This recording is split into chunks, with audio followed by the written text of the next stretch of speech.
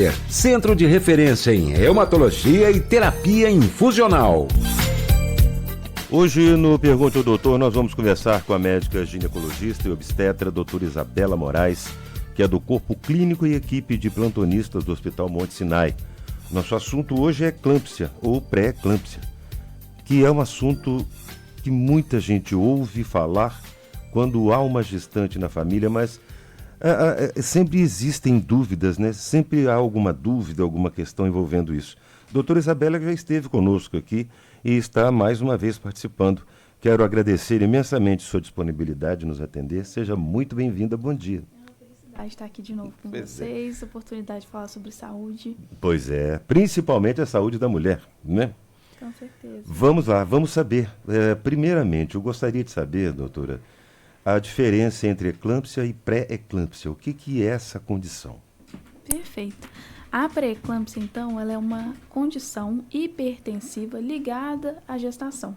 Então, a gente tem elevação dos níveis pressóricos, que acontecem ali a partir da 20ª semana de gestação, associados com algumas alterações, que podem ser, por exemplo, a presença de proteína na urina, que não deveria acontecer em níveis elevados, ou então sinais, né, de comprometimento de órgãos-alvos, que tanto pode ser em sintomas que a gestante vai apresentar para o médico, ou então alterações de laboratório. Então, isso é a pré-eclâmpsia. E a eclâmpsia, ela é um quadro, né, de uma crise convulsiva, ou então também de coma, em gestantes que apresentaram a pré-eclâmpsia. Então, a gente pode dizer que a eclâmpsia é uma complicação, né, um estágio de gravidade que pode acontecer na pré-eclâmpsia. Bom, isso significa que tendo pré-eclâmpsia, tem que ter um acompanhamento mais de perto para evitar certeza. A eclâmpsia. É isso? Exatamente. E é possível evitar? É possível evitar. Se agido, né?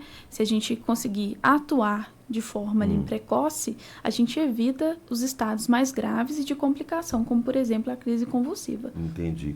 Agora, o que causa, o que provoca esse excesso de proteína na urina?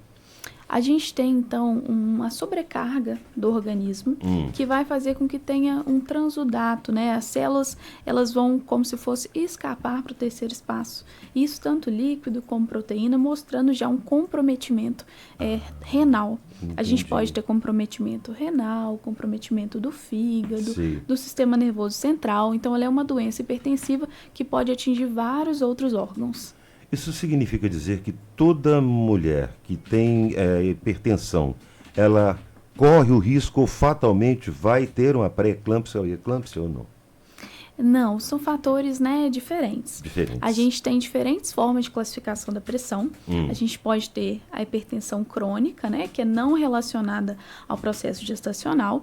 E a gente pode também ter simplesmente a hipertensão gestacional, que é quando a mulher apresenta os níveis elevados de pressão, mas ela não tem outros sinais de gravidade associados. Entendi. Então, são diferentes comorbidades, todas que combinam, né, com a mesma coisa, que é a elevação dos níveis pressóricos, mas com diferentes ali fatores de ação e também níveis de gravidade. Entendo.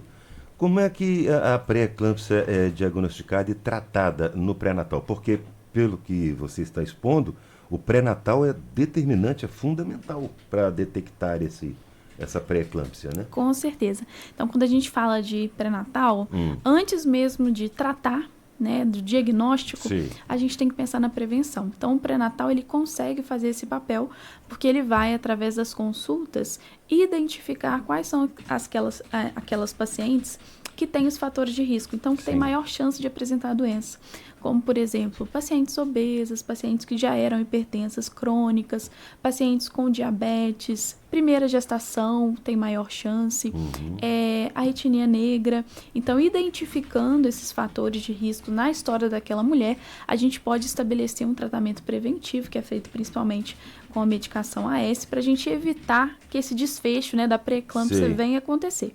Além disso, o pré-natal, ele vai, né, com as consultas, com as aferições de pressão, perceber em que momento que houve elevação. Então, o pré-natal, ele é fundamental.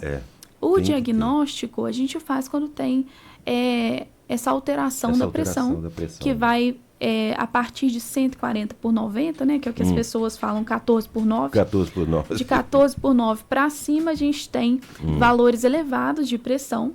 Então, a gente tem esse diagnóstico de uma doença hipertensiva gestacional. Sim. O pré-natal, ele vai possibilitar, então, o diagnóstico da hipertensão, que é quando a gente só tem essa elevação e a gente vai tratar de forma medicamentosa, acompanhando no pré-natal, dosando se ficou bem controlada com a medicação, ou então ele pode até diagnosticar um quadro de maior gravidade, que seria uma pré-eclâmpsia, quando a mulher tem elevação da pressão, mas também aqueles sinais de gravidade, pedindo para que essa mulher procure, né, o pronto-socorro, para que ela possa tratar de forma hospitalar. O ideal é ter um acompanhamento e ir ao médico regularmente, né, durante esse período, é o que é aconselhável. Se a situação for confirmada, doutora, além do tratamento, de fato, a quais fatores a gestante precisa estar sempre atenta? Ótimo. A gente sempre reforça para a gestante que ela fique atenta aos sinais de alarme, que são chamados os sintomas de eminência de eclâmpsia. Quais? Eles mostram, né, que a gestante ela pode ter essas complicações. Tá. Então, são sinais, né, de pré-eclâmpsia. Que ela tenha dor de cabeça intensa, fora do habitual. Principalmente aquela dor de cabeça em cima do olho?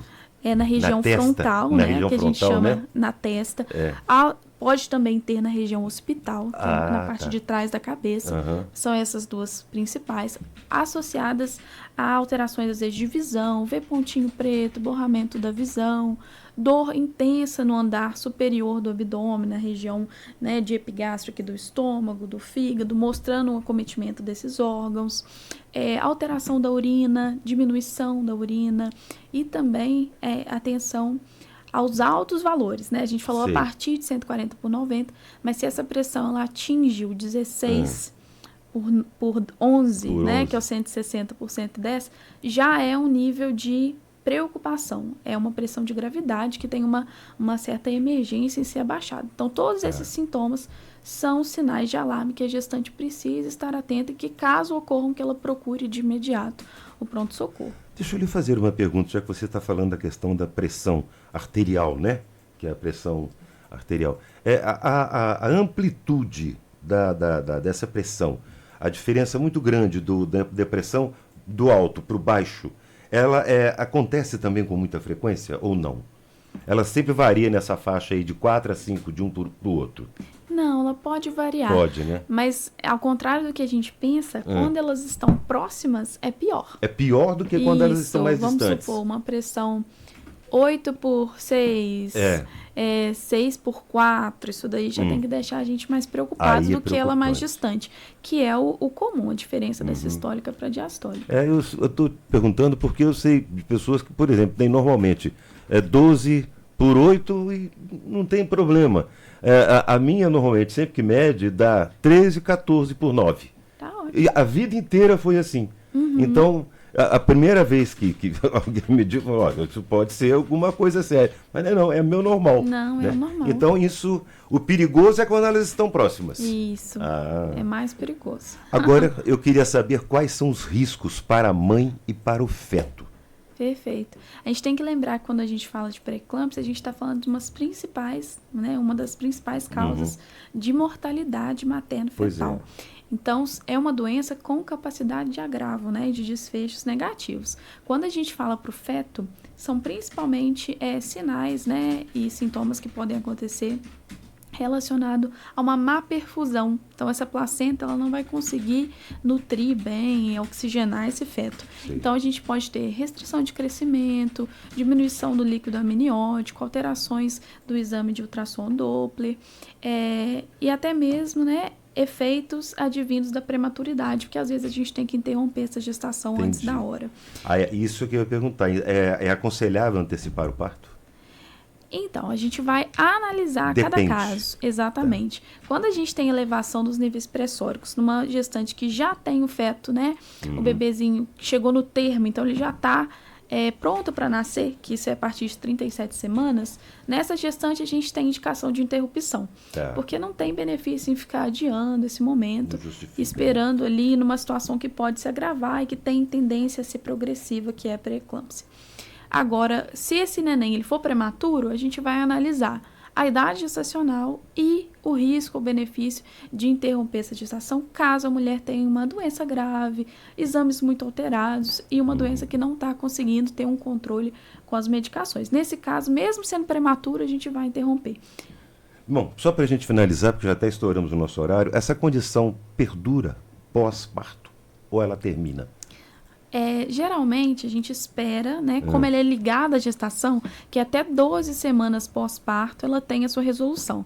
Mas algumas mulheres continuam tendo níveis elevados de pressão mesmo depois desse tempo. Entendi. E aí o que a gente tem que fazer é reclassificar. Aí não é uma gestante só com uma pressão ligada ali à gestação, mas é uma hipertensa crônica. Então ela pode perdurar e por isso é importante continuar o acompanhamento dessa gestante mesmo depois do parto.